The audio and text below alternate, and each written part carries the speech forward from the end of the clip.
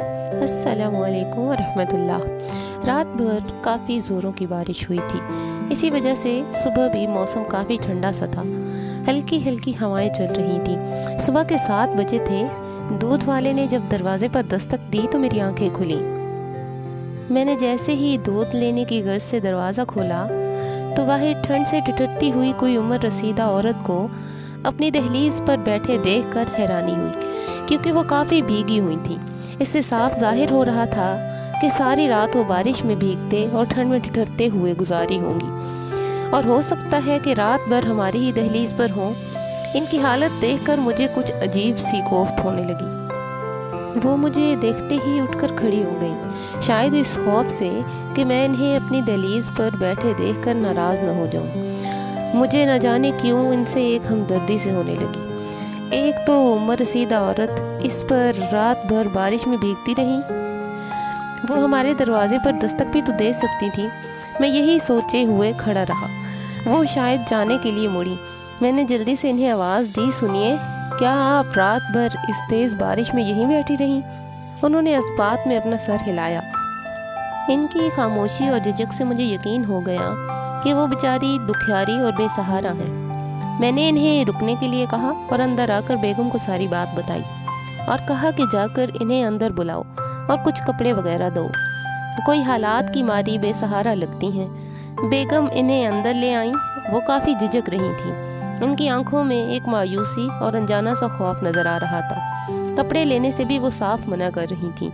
फिर हम मियाँ बीवी के बेहद इसरार पर कि रात पर भीगने की वजह से तबीयत ख़राब हो सकती है, उन्होंने मुश्किल से कपड़े बदले और हमारी ज़िद पर नाश्ता किया। फिर मेरी बेगम इनसे पूछने लगी, आप तो किसी अच्छे घर की लगती हैं, फिर यूँ रात के अंधेरे और तेज़ बारिश में तन्हा कहाँ से आई थी? क्या इस शहर में आपका कोई नहीं है? आपने हमारे दरवाजे पर दस्तक देकर हमसे मदद क्यों नहीं मांगी? इन सवालात से इनकी आंखें बेअख्तियार झलक पड़ी, जैसे उनकी दुखती रग पर हाथ रख दिया हो। वो कहने लगी, बेटी, कुछ अरसा पहले तक मेरा सब कुछ था। इस शहर में मेरा अपना घर, बेटा, बहू, एक खुशहाल ज़िंदगी थी। मगर आज सब कुछ होते हुए भी मेरे पास कुछ भी नहीं है। मैं बिल्कुल तही दामा हूँ। हमें एक ही औलाद होने की वजह से हमने बड़े नाज़ों से इसकी परवरिश की कि इसे पढ़ा लिखा कर एक काबिल इंसान बनाया। फिर हम मियाँ बीवी अपने लाडले के लिए एक चांद सी बहू ले आए। सब कुछ ठीक चल रहा था। एक दिन मौत ने हमारे दरवाजे पर दस्तक दी और मेरे शौहर को मुझसे हमेशा के लिए जुदा कर दिया। घर के बड़े सरपरस्त का साया जैसे ही उठा, सब कुछ तब्दील होता गया। ना वो अपनापन रहा, ना प्यार, और ना ही रिश्तों में वो शिद्दत। सब कुछ ख़त्म हो गया। मैं खुद को बहुत तन्हा महसूस करने लगी। अपने ही घर में मुझे अजनबी होने का एहसास होने लगा। मुझे लगता था मैं अपनी ही औलाद को एक बोझ लगने लगी हूँ। फिर एक दिन मेरे बेटे ने ये फैसला सुनाया कि वो इस घर को बेचकर किसी अच्छी जगह नया घर बनवाना चाहते हैं। तब तक वो लोग बहू के महके में रहेंगे। मेरे लिए हुक्मनामा सादिर हुआ कि मैं अपने गांव जाकर किसी अपने रिश्तेदार के पास रह लूँ। जब घर का इंतज़ाम हो जाएगा मुझे बुला लिया जाएगा। मैं सोचने लगी, अपने गांव जाकर अपने रिश्तेदारों को क्या बताऊंगी और वहाँ पर कैसे रह पाऊंगी। वक्त और हालात की मारी आखिर करती भी तो क्या। मजबूरन किसी तरह दिल पर पत्थर रखकर गांव पहुंच गई और वहीं पर रहने लगी। मुझे गांव में रहते हुए पूरे 4 साल का अरसा बीत गया। मैं शर्मिंदा सी ज़िंदगी के दिन काट रही थी। हमेशा मेरी आंखें अपने बेटे की मुंतज़िर रहती, मगर इस दरमियान मेरे बेटे ने एक बार भी आकर मुझसे मिलना तो दरकिनार, मेरी खैर खबर तक लेने की कोशिश नहीं की। लेकिन मैं माँ थी। ममता की तड़प और कसक ने मुझे बेचैन कर रखा था। रातों की नींद मेरी आंखों से छीन चुकी थी। न जाने क्या क्या ख्यालात मेरे जहन में आकर मुझे मुंतशिर कर जाते। एक मुद्दत से अपनी औलाद की कुछ भी खबर ना पाकर मैं बेचैन हो उठी। पता नहीं मेरा बेटा किस हाल में होगा। खुदा न करे किसी मुसीबत या परेशानी में ना हो। मैंने ठान लिया कि मैं खुद शहर आकर दरियाफ्त करूंगी, और कल मैं अपने गांव से शहर चली आई। यहाँ आने के बाद मेरे कदम सीधा अपनी रिहाइश गाह की तरफ चल पड़े। वहाँ जाकर दरियाफ्त करने पर पता चला मेरा बेटा और बहू कब के इस घर को फ़रोख्त करके नए घर में मुंतकिल हो चुके हैं और बड़ी आसूदा ज़िंदगी गुजार रहे हैं। पड़ोसियों से अपनी औलाद की आसूदा और खुशहाल ज़िंदगी के बारे में जानकर मेरा चेहरा ज़रूर खिल गया, मगर सीने में कुछ टूट फूट कर बिखर सा रह गया। रही सही उम्मीद भी रेज़ा रेज़ा हो गई। मेरी आंखों के आगे अंधेरा छाने लगा। मैं सोचने लगी कि फिर से गांव जाऊंगी तो रिश्तों में कई सवाल उठेंगे जिनका मेरे पास कोई जवाब ना था। इन्हीं सोचों में भटकते हुए न जाने कब रात हो चली। ज़ोरदार बारिश की वजह से मुझे आपके घर की दहलीज़ का सहारा लेना पड़ा। इनकी बातों को सुनकर मैं सोचने लगा, माँ बाप तो बच्चों पर अपना सब कुछ निछावर कर देते हैं, अपने आप को लुटाकर इनका दामन खुशियों से भर देते हैं, मगर वालिदैन को जो उम्मीदें अपनी औलाद से वाबस्ता होती हैं, वक्त पड़ने पर औलाद इस पर खरी क्यों नहीं उतरती। इनकी उम्मीदों पर पानी फेर कर इन्हें बेसहारा क्यों कर दिया जाता है। क्या इनका ज़मीर भी इन्हें मुलामत नहीं करता होगा। खून के रिश्तों में इतना खोखलापन क्यों आ गया।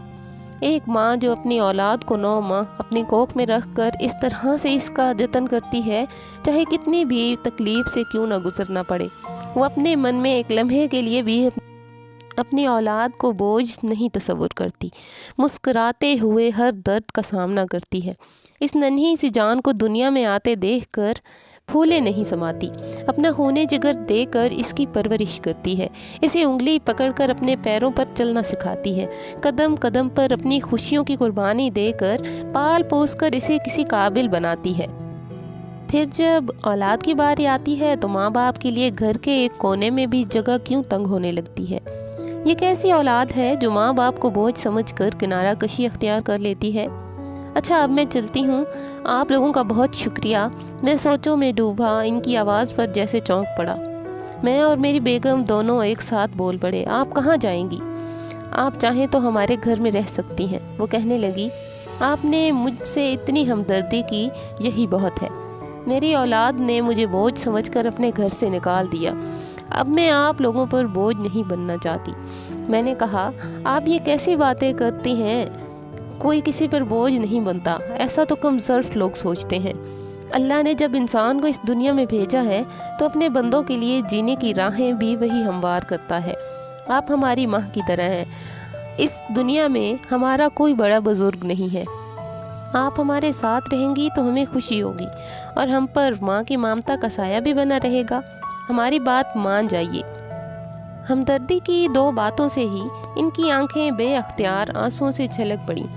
शायद ये दिल में छुपे बेइंतहा कर्ब का बोझ था जो आंसुओं का रूप धारे बहने लगा। हमारे इसरार पर वो इनकार नहीं कर सकीं और हमें खुश रहने की दुआएं देते हुए इस दिन से हमारे ही घर की बनकर रह गईं। हमारी माँ जी और हमारे छोटे से बेटे शकील की दादी माँ। मेरा बेटा शकील 4 साल का था। 2-4 दिनों में ही वो इन्हें दादी माँ कहते हुए इनसे काफ़ी घुल मिल गया था। दिन हो या रात इन्हीं से चिमटा रहता, इन्हीं के हाथों से खाना खाता, इन्हीं के साथ खेलता और इन्हीं के पास सोता। वो भी तो इसे बेइंतहा प्यार करती, इसका हर तरह से ख्याल रखती।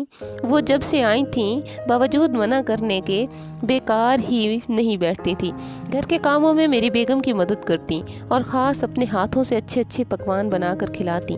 इनकी बेमकसद चाहत और शकील से इनका लगाव देखते हुए मुझे लगता ये माँ का दिल तो ममता का अथाह समंदर है। जितना भी लुटाए ममता की शिद्दत कम नहीं होती। हमारे घर में इनकी आमद से हमें एक अनमोल सी राहत और खुशी मिल गई थी। शकील का स्कूल घर के करीब होने की वजह से बेगम दोपहर में खाना जाकर खिला दिया करती थी। माँ जी भी बेगम के साथ स्कूल चली जाया करती और फिर शाम में भी दोनों मिलकर शकील को स्कूल से ले आती। बेगम भी माँ जी का साथ पाकर बहुत खुश थी। इस तरह दिन महीनों में और महीने सालों में तब्दील होते गए। माँ जी को हमारे साथ रहते हुए 3 साल का अरसा गुजर गया। पता ही नहीं चला। वो हमारे घर में मुतमईन ज़रूर थीं, मगर न जाने क्यों मैं जब भी इन्हें अपने बेटे शकील को प्यार करते, उसे निहारते हुए देखता तो मुझे इनकी आंखों में एक अजीब सी प्यास नज़र आती थी। ऐसा लगता था कि इनकी प्यासी ममता को अब भी किसी की तलाश और इंतज़ार है। बेगम से अक्सर सुना करता था कि माँ जी बच्चों से बेहद प्यार करती हैं। शकील के स्कूल में इसके सारे दोस्तों से बहुत प्यार से पेश आती हैं, सबको बातें कराती हैं اور خوش ہوتی ہیں۔ ایک دن بیگم نے مجھ سے کہا کہ شکیل کا ایک دوست ہے سلیم، اسے تو دیکھتے ہی ماں جی کا چہرہ دمکنے لگتا ہے اور اسے دیکھتے ہی اپنے سینے سے لگا کر پیار سے چومنے لگتی ہیں۔ میں ان کی اس شدت سے متاثر ہوئے بغیر نہیں رہ سکی۔ وہ ان سے یہ سوال کر بیٹھی کہ ماں جی آپ کو اس بچے سے اتنا لگاؤ کیوں ہے؟ جب بھی اسے دیکھتی ہیں آپ اپنے آپ پر قابو نہیں رکھ پاتی۔ میرے سوال پر ان کی آنکھیں بھر آئیں۔ وہ کہنے لگیں بیٹی میرا بیٹا بھی بچپن میں بالکل ایسا ہی تھا، مجھے اس میں اپنے بیٹے کی جھلک دکھائی دیتی ہے، مجھے اس کا بچپن یاد آتا ہے۔ ماں جی کی باتیں بتاتے ہوئے بیگم بھی جذباتی ہو گئیں، کہنے لگیں باوجود اپنی اولاد کی بے رخی کے وہ اسے بھلا نہیں پائیں۔ شاید اسی پیاسی ممتا کا نام ماں ہے، جس کا دل ہر حال میں ہر پل اپنی اولاد کے لیے بے چین سا رہتا ہے۔ آج سیکنڈ سیٹرڈے ہونے کی وجہ سے میری چھٹی تھی، میں دیر تک سوتا رہا۔ پھر اٹھنے کے بعد ناشتے وغیرہ سے فارغ ہو کر میں گھر میں ہی بیٹھے ٹی وی دیکھ رہا تھا۔ بیگم اور ماں جی جلدی سے گھر کا کام نپٹا کر شکیل کو اسکول سے لانے کے لیے چلی گئیں۔ بس ان کے لوٹنے کا وقت ہوا ہی جا رہا تھا، اچانک فون پر گھنٹی بجی۔ میں نے ریسیور اٹھایا، دوسری طرف سے بیگم گھبرائی ہوئی آواز میں روتی ہوئی کہہ رہی تھیں آپ جلدی سے اسکول کے قریب والے سٹی ہاسپٹل آ جائیے، ماں جی کا ایکسیڈنٹ ہو گیا ہے۔ میرے تو جیسے ہوش ہی اڑ گئے، پتہ نہیں کیسے میں لمحوں میں وہاں پہنچ گیا۔ پہنچتے ہی میں بیگم سے پوچھنے لگا یہ سب کیسے ہوا اور تم کہاں تھی؟ تم اماں جی کے ساتھ ہی تو تھی نا؟ بیگم پریشانی کے عالم میں روئے جا رہی تھی اور کہے جا رہی تھیں ہم ساتھ ہی تھے۔ جیسے ہی شکیل کو لے کر اسکول سے نکلے ہمارے ساتھ ہی شکیل کا دوست سلیم بھی تھا۔ سلیم کو گھر کی راہ لینے کے لیے روڈ کراس کرنا تھا۔ وہ جیسے ہی روڈ کراس کرنے لگا تیزی سے ایک بس چلی آئی۔ اس سے پہلے کہ سلیم اس کی زد میں آتا، ماں جی اسے بچانے کے لیے دوڑ پڑی اور حادثے کا شکار ہو گئی۔ میں نے دیکھا ماں جی شدید زخمی ہو گئی تھی، کافی خون بھی ان کے جسم سے بہہ رہا تھا۔ لوگوں کی مدد سے ہم انہیں لے کر ہاسپٹل پہنچے۔ سلیم کو تو بس ہلکی سی ہاتھ اور پیر میں چوٹ آئی تھی۔ اس کی مرہم پٹی کروا کر میں نے اسے گھر بھجوا دیا۔ ماں جی نے اپنی جان پر کھیل کر اس بچے کو بچا لیا۔ وہ ابھی بے ہوش پڑی ہوئی تھیں، ڈاکٹر اپنی کوشش میں لگے ہوئے تھے، علاج جاری تھا۔ ہم بہت بے چین ان کے ہوش میں آنے کا انتظار کر رہے تھے، مگر خدا کو کچھ اور ہی منظور تھا۔ باوجود کوششیں ڈاکٹرز انہیں بچا نہیں پائے۔ آخری بار چند لمحوں کے لیے وہ ہوش میں ضرور آئی تھیں، آنکھیں کھول کر بڑی مشکل سے لب ہلائے اور پوچھنے لگیں وہ بچہ تو ٹھیک ہے نا؟ ہم نے انہیں تسلی دی کہ اسے کچھ نہیں ہوا، بلکہ آپ نے اپنی جان خطرے میں ڈال کر اس معصوم کو بچا لیا۔ یہ بات سن کر ان کے ہونٹوں پر ایک مشفقانہ سی مسکراہٹ رینگ گئی۔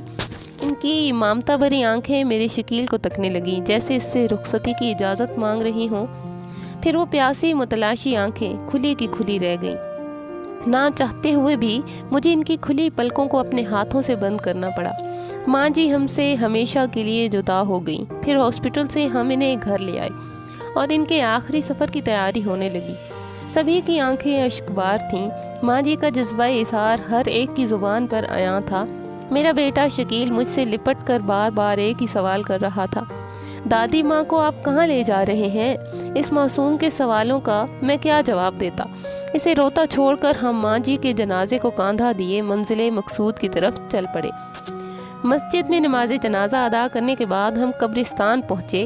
جنازے کو ایک طرف رکھتے ہوئے ماں جی کو لحد میں اتارنے کی تیاری کرنے لگے۔ مجھے کچھ عجیب سا لگ رہا تھا۔ ماں جی کی اس طرح اچانک جدائی سے میں خود کو بہت شکستہ محسوس کرنے لگا۔ انہوں نے اتنی کم مدت میں ہمارے گھر میں ہی نہیں بلکہ ہمارے دلوں میں بھی ایک خاص جگہ بنا لی تھی۔ نہ جانے کیوں مجھے اس وقت رہ رہ کر ان کے بیٹے کا خیال آ رہا تھا۔ پھر جیسے ہی جنازے میں سے انہیں اٹھانے کے لیے ہم آگے بڑھے، کوئی جماعت کو چیرتے ہوئے میرے قریب آیا اور کہنے لگا میں قدیر ہوں، سلیم میرا بیٹا ہے، میں شہر سے باہر گیا ہوا تھا، آتے ہی پتہ چلا کہ آج اسکول کے پاس میرے بچے کا بہت بڑا حادثہ ہوتے ہوتے بچا۔ عین وقت پر آپ کی ماں نے دوڑ کر میری ننھی سی جان کو بچاتے ہوئے خود حادثے کا شکار ہو گئیں اور چل بسیں۔ مجھے اس کا بے حد افسوس ہے۔ میں ان کے آخری دیدار کے لیے آپ کے گھر پہنچا تو آپ لوگ نکل چکے تھے۔ مسجد پہنچنے میں بھی مجھے دیر ہو گئی، بڑی مشکل سے یہاں تک پہنچ پایا ہوں۔ مجھے اس عظیم ہستی کا دیدار کرنا ہے جنہوں نے میرے جگر کے ٹکڑے کی حفاظت اپنی جان دے کر کی ہے، میرے گھر کے چراغ کو بجھنے سے بچا لیا۔ اور پھر ماں جی کے چہرے سے میں نے کپڑا ہٹایا۔ قدیر میاں انہیں دیکھتے ہی ششدر ہو گئے، جیسے ان کی آنکھیں چپکنا بھول گئیں۔ پھر میں ساتھیوں کی مدد سے ماں جی کو لحد میں اتارنے لگا۔ قدیر میاں کے منہ سے ایک درد بھری چیخ نکلی، ماں! محو حیرت میں بھی ہکا بکا رہ گیا۔ سبھی حیرت سے قدیر میاں کو دیکھنے لگے۔ وہ دونوں ہاتھوں میں اپنا چہرہ چھپائے سسکیاں بھر رہے تھے۔ تدفین تو وقت پر کرنی ہی تھی، بعد تدفین کے سبھی واپس ہو رہے تھے، مگر قدیر میاں وہیں قبر کے پاس بیٹھے آنسو بہا رہے تھے۔ انہیں دیکھ کر مجھے بہت غصہ آ رہا تھا۔ اتنی مدت سے یہ انسان اپنی دنیا میں مگن تھا اور کتنا لاپرواہ رہا۔ اس نے اپنی ماں کی خیر خبر تک لینا ضروری نہیں سمجھا، اور ان کی بد نصیبی پر افسوس بھی ہو رہا تھا کہ کیسا بدقسمت بیٹا ہے جسے اپنی ماں کے جنازے کو کاندھا دینا تک نصیب نہیں ہوا۔ مجھ سے رہا نہیں گیا، میں نے اپنا ہاتھ ان کے کاندھے پر رکھتے ہوئے کہا، اب آنسو بہانے سے کیا فائدہ؟ جب انہیں تمہارے سہارے کی ضرورت تھی تب تم نے انہیں ٹکرا دیا۔ ان کی ممتا لمحہ بھر کے لیے بھی تمہیں فراموش نہیں کر پائی۔ یہ سچی ممتا کی دوڑ ہی تھی کہ جو جانے انجانے میں تمہارے بیٹے تک انہیں کھینچ لے گئی۔ وہ ہمیشہ تمہارے بیٹے میں تمہیں دیکھا کرتی، اور آخر جاتے جاتے بھی اپنی ممتا کے آنچل کو پھیلا کر تمہاری اولاد کو زندگی دے گئی۔ آخری سانس تک تمہارے ہی نام کر گئی۔ زندگی میں کبھی تم نے ان کی قدر نہیں کی، اب مرنے کے بعد رونے سے کیا حاصل؟ اس دنیا میں تم نے انہیں در بدر بھٹکنے کے لیے چھوڑ دیا تھا، اب تو انہیں چین سے سونے دو۔ خدا کے لیے ان کی روح کو بے قرار مت کرو۔ پھر میں وہاں سے کبھی نہ مٹنے والی دل میں ایک کسک لیے بوجھل قدموں کے ساتھ نکل پڑا۔ جزاک اللہ خیرہ۔